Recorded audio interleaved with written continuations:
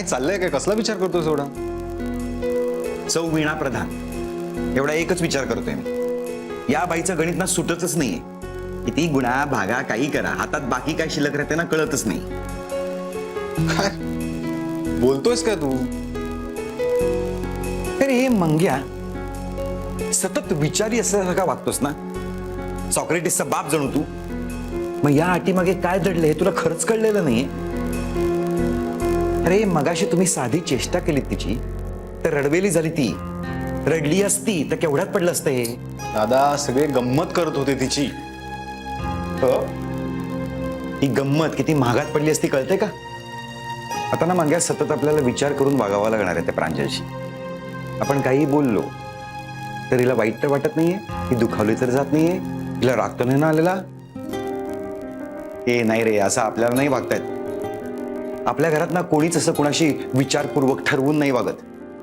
इथे जे आपल्या पोटात असतं ना तेच ओठात असतं. या बाईनी ना इतका कावेबाजपणा करून या लग्नाला परवानगी दिली आहे. काका बाबा येताय ना आता. ताट वाढून ठेवली आहेत आणि भुकेने खूप डोकं दुखतंय माझं. Please, दादा. चला. चल चल, तिला मगापासूनच खूप भूक लागली. चल चल. चला मनवा. प्रांजलशी जपून वागायचं. हो नाही ती या घरात नवीन आहे. तुम्ही मस्करी कराल पण ती ते सिरियसली घेईल. पण थोडी तरी मस्करी करणारच ना आम्ही. आखिर भाभी है हमारी, इतना हक तो बनता हीच है. आणि काय हो बाबा, ऋता वहिनीची आपण आतापर्यंत मस्करी करतोय सगळे आणि आता असं का वागताय तुम्ही? मनवा मी सांगतोय ना तेवढं लक्षात ठेवायचं. हा कारण असं आहे कारण वगैरे आपण नंतर बोलूया ना दादा. Please please. चला चला.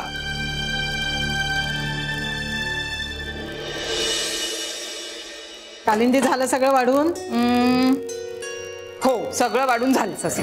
चला करा सुरुवात. हे काय तुम्ही तिघी नाही बसणार? अगं आम्ही तिघी बसू मागव, तुम्ही करा सगळे सुरुवात. ओम शांती शांती शांती.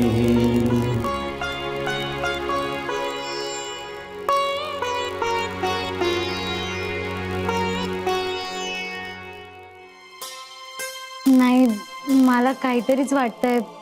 म्हणजे मगाशी तुम्ही म्हणालात की काम नको करू आज, आणि आता तुमच्या आधी जेवायचं मला बरोबर नाही वाटत आहे. राया तू सांग ना. प्रांजल अगं आजचा दिवस तुमचा आहे. उद्यापासून आपण बसू ना एकत्र. हो बरोबर आहे. आत्ताच काय ती मजा करून घे. उद्यापासून तर सगळी कामं तुलाच करायची आहेत ना. मनवे, तुला खूप भूक लागली होती ना बेटा, मग जेवण बोलतेस कशाला? आणि तिला वाटेल तसं बोलायचं नाही. नवीन आहे ती, तिला जरा रुळायला वेळ लागेल, आपल्या सगळ्यांचे स्वभाव कळायला वेळ लागेल, तेव्हा असं तिची चेष्टा करायची नाही. बरोबर ना दादा? मलाच काय सांगतोस? हेच मी तुला सांगितलं होतं. अरे हो, पण म्हणजे मी आत्ता जे बोललो ते बरोबर आहे ना, एवढंच विचारतो. हो हा. अरे जेवा आता. जेवा जेवा चला. चला जेवा. वा. नाही मला खूप ऑकवर्ड वाटतंय. अगं काही हरकत नाही, आज जेव तू. उद्यापासून मग आपण सगळ्याजणी एकत्र बसू. हा ठीक आहे. माझी एक अट आहे.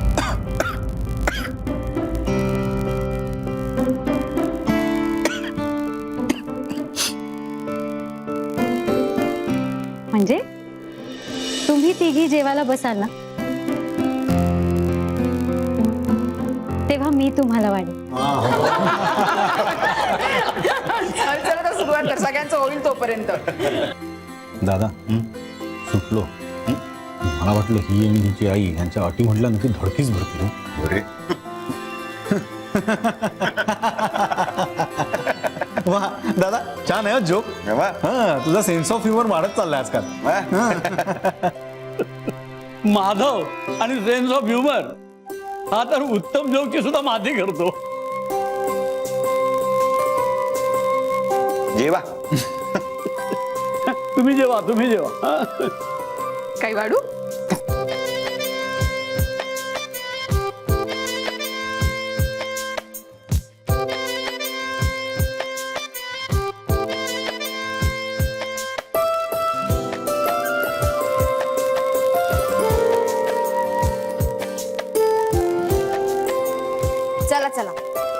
घास भरवा एकमेकांना.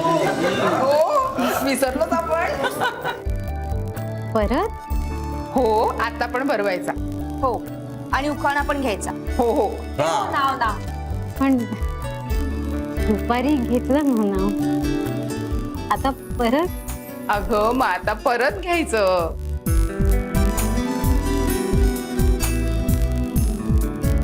घे घे घे ना. मांगल्याच्या खुणा सनई वाजंत्री चौघड.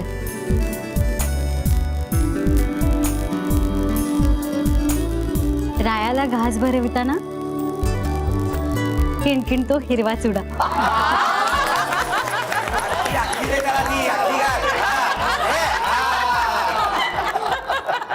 मला आठवते माझ्या वेळेस ना उखाण्यांची यादीच केली होती आणि ती यादी माझ्या 2 धाकट्या बहिणींनी सुद्धा अगदी तोंडपाठ केली होती आणि ना त्या सुद्धा अगदी कागदावर लिहिल्याप्रमाणे रीतसर यांचंच नाव घेत होत्या.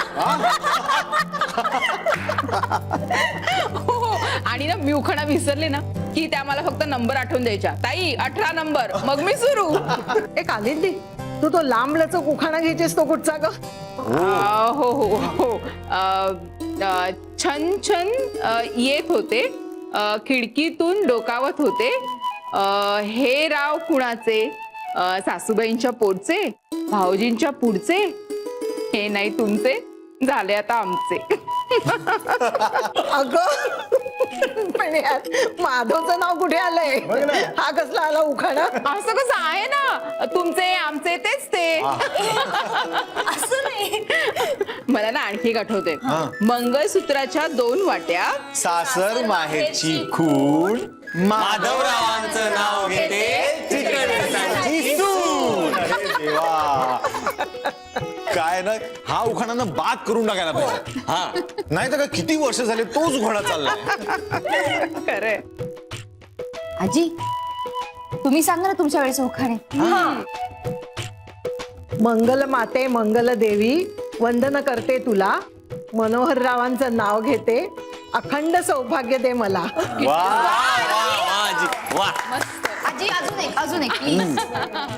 काचेच्या बशीत फणसाचे गरे मनोहरराव दिसतात बरे पण फिरायला नेतील तेव्हा खरे.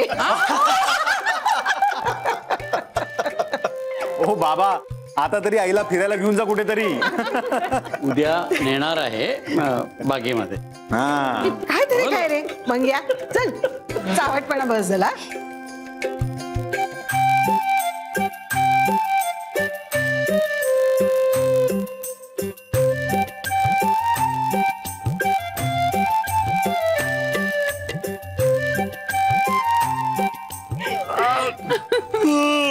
चला बाबा किती वाजले बघा.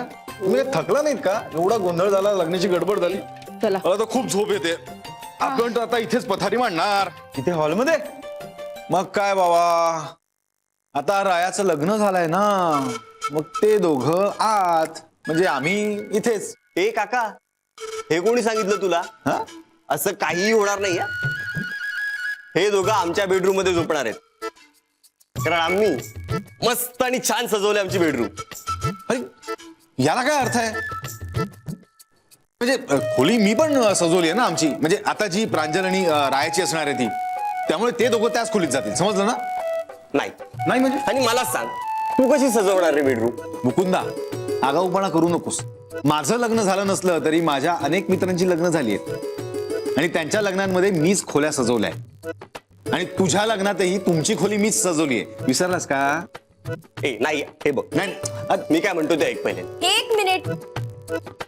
आपण असं करूया टॉस करू आणि त्यामध्ये जो जिंकेल त्याच्या रूम मध्ये हे दोघं जातील. ठीक आहे? टॉस काय? असं अजिबात होणार नाही. नाही. तुमचा घड्याळाकडे लक्ष आहे की नाही तुमचं? चला झोपायला जा सगळे. 2 लहान मुलं भांडतायत रायाने कुठल्या खोलीत झोपायचं याच्यावरून. त्यात काय वाद घालायचा? राया तू जा तुझ्या खोलीत. वाह थँक्स अलॉट आई. अखेर या घरात मला समजणार कोणीतरी आहे. धन्यवाद. हे चला डोको उठा चला जा जा जा जा. 1 मिनिट. मी काय सांगितलं ऐकलं नाही? राया तू तुझ्या खोलीत जा.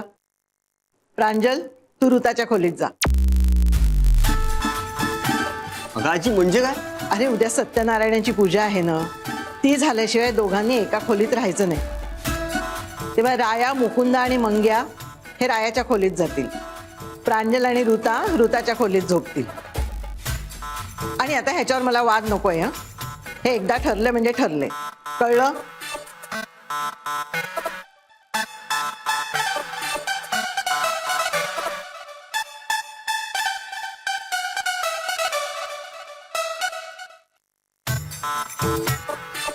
राया जा ना. चला चला उठा. चला चला चला. हे काय तुम्ही सगळे कुठे निघालात? रायाच्या खोलीत ज्ञानकर्ण वाटायला. म्हणजे काय आपला राया गृहस्थाश्रमामध्ये प्रवेश करतोय, त्यामुळे त्याला आम्हाला काही 4 गोष्टी समजावून सांगायच्या आहेत. अय्या, हे इंटरेस्टिंग आहे. मी पण येऊ? नको नको, त्यापेक्षा ना तू प्रांजलला काही टिप्स दे, ते जास्त इंटरेस्टिंग आहे. काय रे? मग काय? अगं तुझं काय काम आहे पुरुषांमध्ये? झालं का तुमचं चर्चासत्र सुरू? ए सगळेजण जा ना झोपायला आता.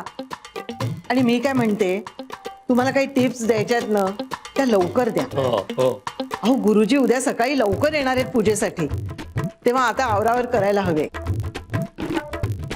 चला जा बघू सगळे झोपायला. चला. कालिंदे चल उद्याची तयारी करूया. हो हो, चल ग मनवी मदत कर. चल. चला.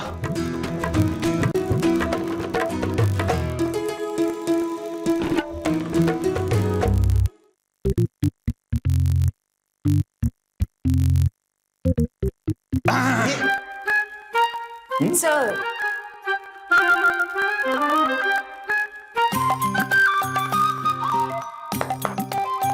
चालतंय ना? इथेच थांबणार आहे? हो काय, चल आता. तेव्हा ये ना ग, ये. हे बघ किती छान रूम सजवली होती तुझ्यासाठी आम्ही. बघ अगं ये. हा, ही घे तुझी बॅग. नाही मी घेते. बर तू काय घालणार आहेस? म्हणजे तुला आत्ताच बॅग उघडायची नसेल ना, तर माझं देऊ का काहीतरी? नाही नाही नको, मी उघडते बॅग, काहीच प्रॉब्लेम नाही.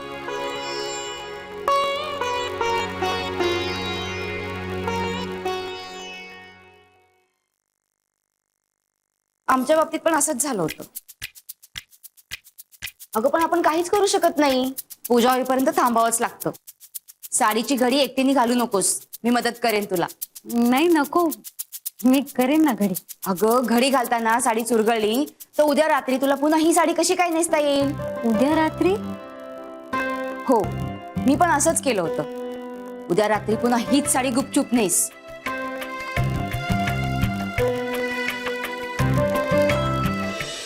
गेले ना पैसे वाया सगळे. काय गरज होती या खर्च करायची? नसती नवीन पिढीची फॅड काहीतरी तुमची. कशाला चिडचिड करतोस दादा? तू चिडचिड केल्याने पैसे परत येणार आहेत का आपले? हा, मग नको ना करू चिडचिड. आणि मला नव्हतं रे माहिती. अरे मग घरातल्या कर्त्या माणसाने विचारायचं ना. मला विचारायचं, आईला विचारायचं. आलं परत याचं सुरू. अरे माधवा, राहू दे तुझं खर्च पुराण. नाही तर काय? अरे आपण आता इथे जे जमलेले आहोत ते कशासाठी? रायाला टिप्स देण्यासाठी, हो ना? हीच आहे माझी पहिली टीप. राया, संसारात अनावश्यक खर्च टाळायचे असतात, कळलं? अरे राम राम. अगं तुला पांघरून कसं लागतं? जाड की पातळ? म्हणजे ही आहेत, ही बघ तुला कुठलं हवं ते. नाही, बहुतेक मला पांघरून लागणारच नाही. इथे जाम उकडतंय. म्हणजे हा पंखा एवढाच फिरतो का? हो ग, हा असाच फिरतो. पण आपण ही खिडकी उघडूया ना, तिथनं ना गार वारा येतो. पहाटे तर आम्ही पंखा पण बंद करतो. बहुतेक तोपर्यंत मला झोपच लागणार नाही. आता ह्या वेळेला कोण आलं असेल? थांबा, मी बघून येते.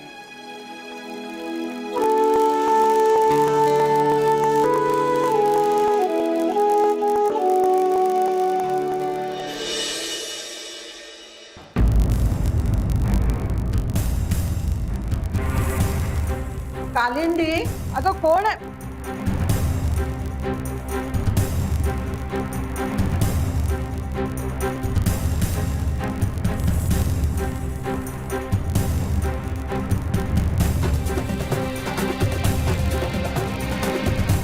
तुम्ही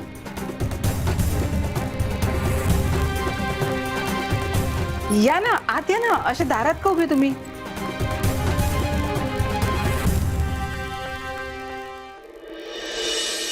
प्रांजल, काय झालं वहिनी? कोण आलाय? तुझी मम्मा. माझी मामा? आत्ता? आत्ता कशी काय आली? माहित नाही. बरं चल बघूया. घ्या पाणी.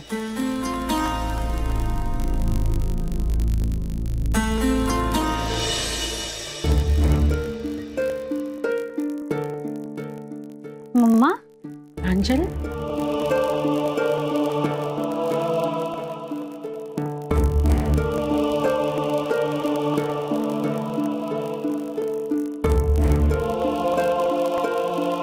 प्रांजल,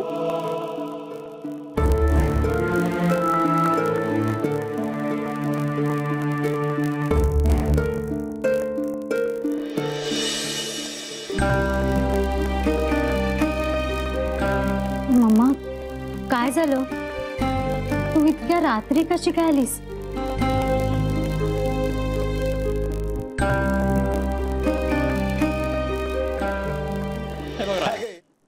प्रांजल तुझ्या सोबत आयुष्यभर राहणार आहे, तेव्हा कितीही मतभेद झाले तरी एक गोष्ट लक्षात ठेवायची की तुम्हा दोघांखेरीज तुमच्या आयुष्यात आणखी कुणीही नाही. आणि जर का सहन झालं नाहीच तर सरळ वर्षातून एकदा इगतपुरीला निघून जायचं. यात्रेला जातात ना तसं.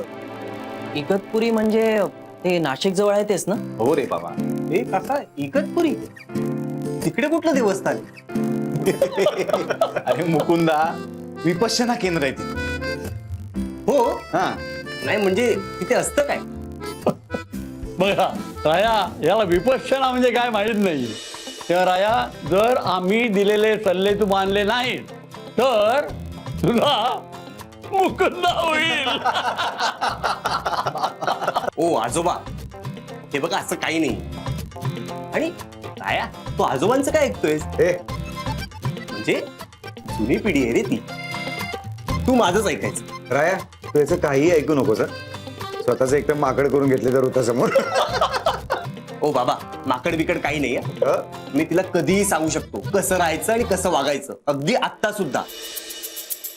ऋता, हा बघ काय म्हणतोय.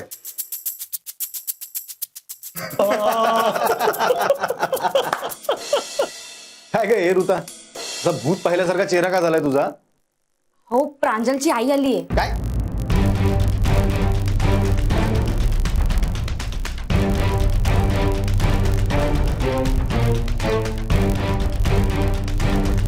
आत्ता? काय झालं? कसं काय? म्हणजे असं एकदम अचानक? मला काहीच माहित नाहीये, तुम्हाला सांगायला म्हणून मी आले. अरे ही काय वेळ आहे का पण कुणाच्या घरी जायची? ए दादा, चल बघू आपण काय झालंय. हे बघा, हा, आपल्यापैकी कुणीही बाहेर जायचं नाही. उगाच शब्दाने शब्द वाढेल. अरे आल्या असतील त्या सहज भेटायला म्हणून, भेटतील आणि जातील. पण राया, तू मात्र बाहेर जा. अरे तुझी सासू आहे ती. हे ठीक आहे, पण आता या वेळेला का आल्या असतील त्या? ए आता इथे विचार करत बसण्यापेक्षा बाहेर जाऊन बघ ना त्या का आल्यात त्या. काहीतरी शिजत असणार डोक्यात त्यांच्या. ठीक आहे, मी बघतो.